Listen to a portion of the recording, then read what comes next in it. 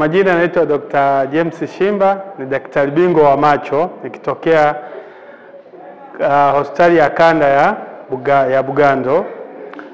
Tumekuja hapa kuweka kambi kwa ajili ya huduma ya macho katika hospitali ya Rufaa ya Nkinga ambayo iko wilaya ya Igunga. Kambi hii itachukua muda wa wiki moja ambayo imeanza kuanzia tarehe 28 mwezi wa 8, inatarajia kuisha tarehe 1 mwezi wa 9.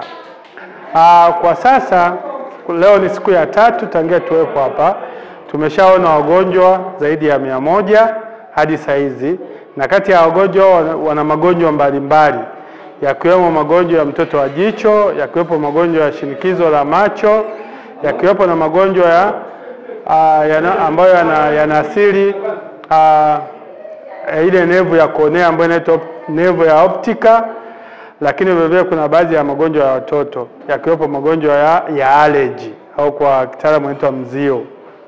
Kati ya wagonjwa ambao tumeona so far, wagonjwa ambao wameonekana wanahitaji operation ya mtoto wa jicho hadi sasa tumeshafanyia wagonjwa 27, lakini tunatarajia kuona wagonjwa wengine wakati hii camp ikiendelea, na tunatarajia kufanya wagonjwa wengine zaidi.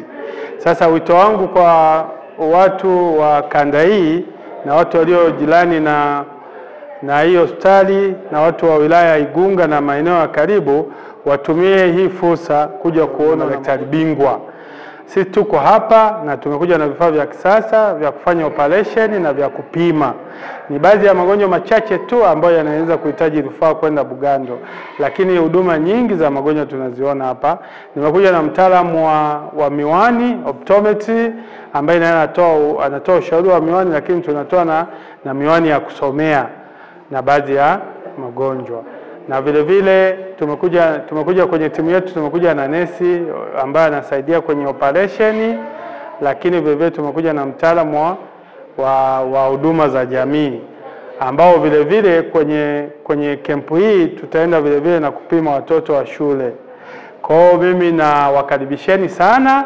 Hii fursa ni kwa wananchi wote wa mkoa wa Tabora na maeneo ya jirani.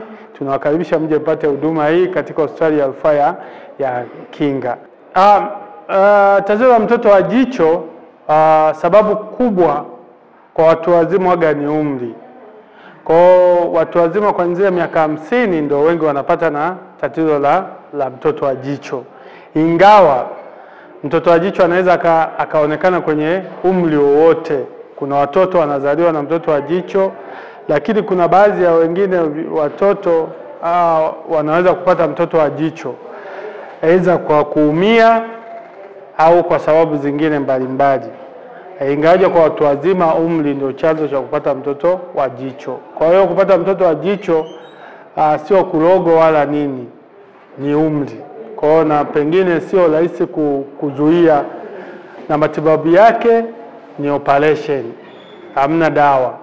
Lakini ukifanyia operation unaona, na ndio maana sasa hizi hadi sasa wagonjwa 27 tumeshawafanyia operation na wamefurahi baada ya kufanyia operation kwa sababu uono wao umerudi. Mtu akishafanywa operation ya mtoto wa jicho hawezi kupata tena mtoto wa jicho.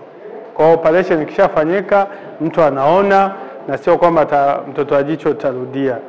Na operation ya mtoto wa jicho ni operation ambayo kwanza sio ya kutisha sana na sio ya kuogopa, kwa sababu operation yetu inafanyika kwanza kwa muda mfupi, umeona, na ukishafanywa pale uhitaji kukaa hospitali kwa muda mrefu. Unaweza kufanywa ukaondoka siku hiyo au ukaondoka kesho yake. Kwa hiyo ni operation ambayo unaweza kufanywa na baada ya muda ukaendelea na kazi zako.